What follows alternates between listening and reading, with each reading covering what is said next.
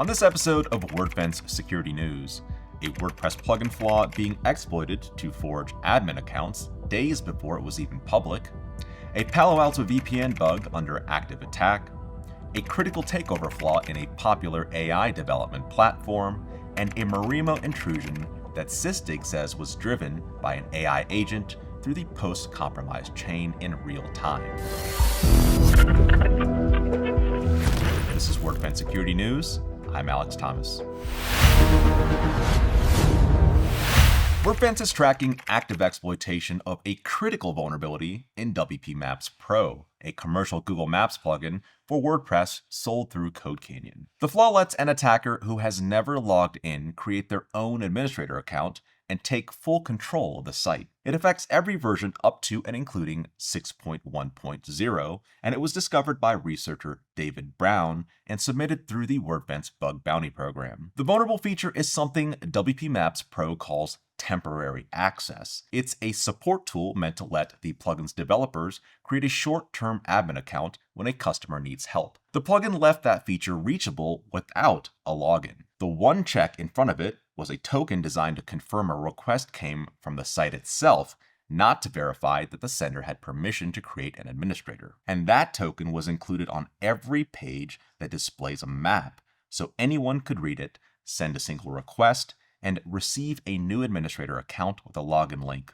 Wordfence shipped a firewall rule protecting premium care and response customers on May 18th. The plugin's patch came out the next day on May 19th. And that very same day, we recorded the first real exploitation attempts in our data before the vulnerability was ever made public. Public disclosure didn't come until 10 days later on May 29th. Once it did, the attacks jumped sharply, climbing past 4,000 in a single day at the end of the month. Now, the earliest requests are the most interesting. Almost all of it is traced back to a single server hosted at DigitalOcean, and that same address shows up in our own reporting from April as one of the most active attackers going after a different WordPress flaw in the Ninja Forms file upload plugin. We can't say for certain it's the same threat actor, but this was a known bad address hitting dozens of unrelated sites with the exact request needed to create a rogue admin account, days before anyone outside the disclosure process should have known the bug was there. If you run WPMaps Pro, please update now. The latest version, 6.1.2, removes the temporary access feature entirely. Wordfence Premium, Care, and Response customers have been protected since May 18th. Free users get the same firewall rule on June 17th. The biggest enterprise story this week is an authentication bypass in Palo Alto Networks' PAN-OS, the software that runs their firewalls, and it is now being used to break into corporate networks through the GlobalProtect VPN. Palo Alto Networks is one of the world's largest cybersecurity vendors, and its firewalls sit at the edge of corporate and government networks around the world. When Palo Alto disclosed this on May 13th, it was characterized as medium severity, partly because it only affects firewalls set up in a specific way. Rapid7 pushed back at the time, arguing that authentication bypass on an internet-facing VPN should be treated as critical. Their point was that a VPN is not just another login page. If the bypass works, the attacker can be treated like a remote employee and start reaching internal systems that were never meant to be exposed to the internet. The exploitation Rapid7 went on to document is exactly why they pushed back, and Palo Alto has since raised the urgency on its own advisory to the highest level. The flaw is in an optional GlobalProtect feature that hands users a session cookie so they don't have to log in every time. On affected firewalls, an attacker can forge one of those cookies and present it as a valid login. The catch that makes it work is a certificate misconfiguration. When the firewall uses the same certificate for its public HTTPS service and for authentication override cookies, an attacker can pull the public key from the firewall's own public connection, then forge an encrypted cookie the firewall will decrypt and trust. That means an attacker doesn't need credentials or phishing, only a forged token and a VPN that's reachable from the internet. Rapid7 confirmed active exploitation across multiple customers, with the earliest attacks dating to May 17th. They saw one cluster around May 18th, and a second wave on May 21st, and they believe both came from the same actor. In most cases, the attackers were testing the bypass with forged cookies. But in a second wave, some victims saw the attacker go further, getting an actual VPN address assigned and gaining a foothold inside the network. A working proof of concept is now public, which means the barrier to entry just dropped. CISA added this to its known exploited vulnerabilities catalog with a federal patch deadline of June 1st. If you run Palo Alto Firewall with GlobalProtect exposed to the internet, patch now. If you can't patch immediately, Palo Alto says to either turn off authentication override or use a dedicated certificate for that feature.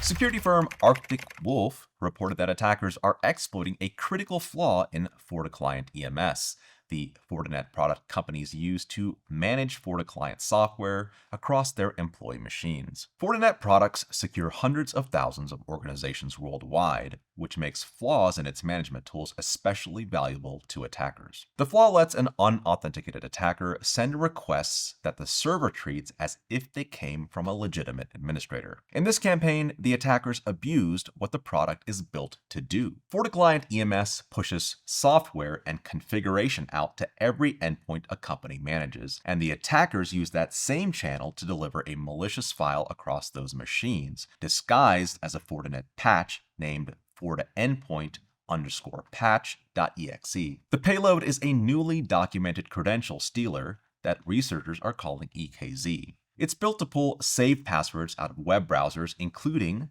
getting around the encryption Chromium-based browsers used to protect stored passwords, and it grabs Firefox credentials as well. Fortinet patched the underlying flaw back in April. These are the attacks that came after, against FortiClient EMS deployments that were still vulnerable. If you run FortiClient EMS, confirm you are on the patched version. And given how this one works, you should check your endpoint policies and deployment settings for any changes you didn't make, along with checking managed machines for that fake patch file.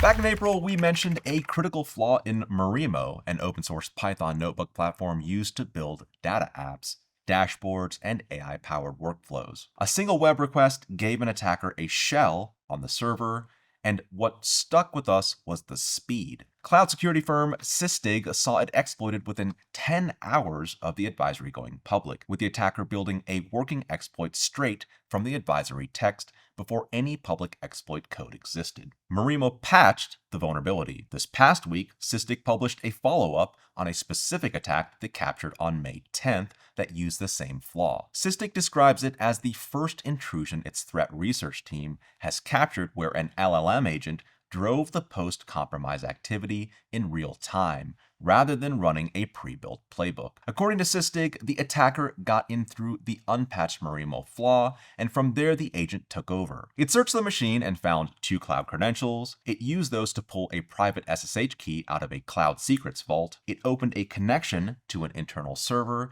and from there it copied out an entire internal database in under 2 minutes. The full end-to-end chain ran in roughly an hour. Sysdig laid out the evidence that an AI was at the wheel rather than a person. The agent adapted on the fly, dumping a database it had no prior knowledge of, guessing at the structure and landing on the valuable tables anyway. Its commands were shaped for a machine to read back and act on, not a human watching a screen. And in one revealing moment, a planning note written in Chinese slipped into the actual commands sent to the server, reading, "See what else we can do." This is the kind of internal monologue an agent talks itself through while deciding its next move. As Sysdig's Michael Clark put it, "We are not watching AI replace attackers, we are watching attackers replace their scripts with AI." Now, the old way of catching intruders looks for known patterns and repeated command sequences. An AI agent can break that pattern because it can adapt its commands to whatever it finds instead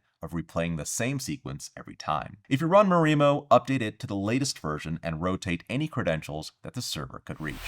Researchers at Obsidian Security published a proof of concept this past week for a critical flaw in Flowise, an open source platform with more than 52,000 GitHub stars that companies use to build AI agents, chatbots, and other large language model applications. The flaw lets an attacker take over the server behind Flowise. The trigger is a file called a chat flow, which is just a saved AI workflow that people share and import all the time. If an attacker can get someone to import a malicious one, the code runs the moment it loads, before the target user even saves or runs it. On a self-hosted server, that gives the attacker control of the machine, and in a typical containerized setup, often as a root. That means every credential Flowise stores and every service it connects to is accessible to the attacker. Obsidian and Auth Security both say the bigger concern is how some products use MCP, the standard Anthropic introduced, so AI agents can connect to outside tools and services. One way MCP works is through something called STDIO, or Standard Input and Output,